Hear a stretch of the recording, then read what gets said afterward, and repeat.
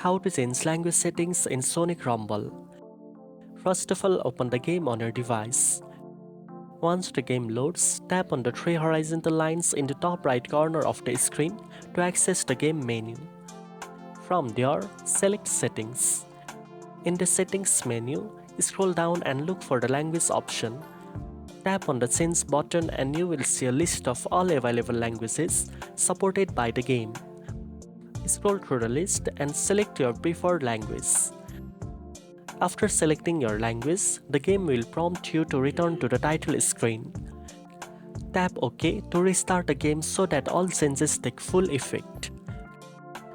Now you can enjoy Sonic Rumble in your preferred language and have a more personalized gaming experience. If you found this video helpful, don't forget to like, share and subscribe for more gaming tips. Thanks for watching and I'll see you in the next one.